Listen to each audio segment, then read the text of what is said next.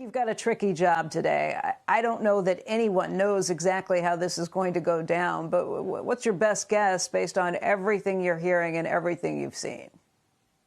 Well, Becky, happy New Year's Eve on the doorstep of 21. So great to talk to you. And in Georgia, people just are not sure, but I can tell you one thing that's true.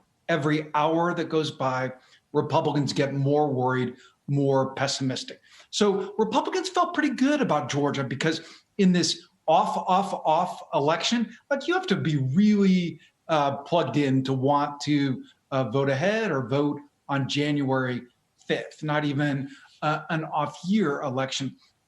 And in that, where the tribalism takes over, Georgia, despite the President-elect Biden winning there, is still pretty red. So Republicans said, like, in the end, this can be fine.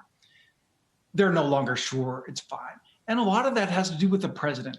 Becky, there's a big strain of thought among Republicans that President Trump is sabotaging this race. He's done so much to be unhelpful to those candidates. He's done so much to be not helpful that I talk to Republicans and they look at what's happening and they say, you know, he must be thinking, well, if I want to send the message, if I'm not on the ballot, Republicans are in trouble. And interestingly enough, Rahm Emanuel, the former White House chief of staff and Chicago mayor, he floated that theory a long time ago that President Trump wants Republicans to lose. And that sure is how it looks more all the time. Just in terms of anybody feeling confident or optimistic about this, you know, we had NBC reporting earlier this week that Chuck Schumer wasn't feeling incredibly confident about it either and didn't want to tap big donors for more money to go into that race. I mean, the amount of money that's already been spent there is astronomical, but nobody feels like this is a sure thing, right?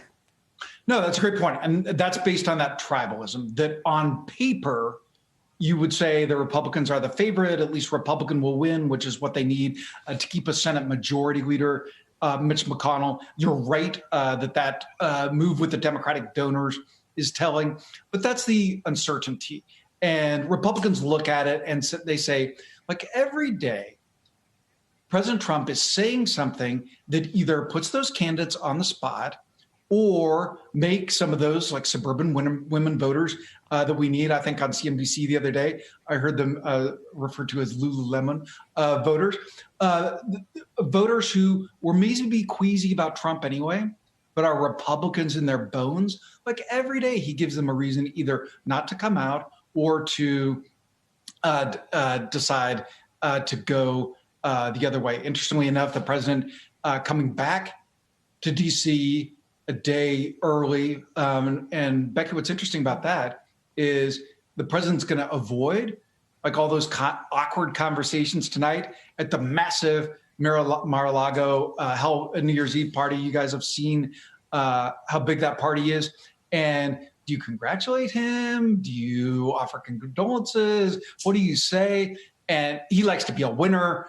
And those are his people. Very fascinating that he is avoiding those conversations.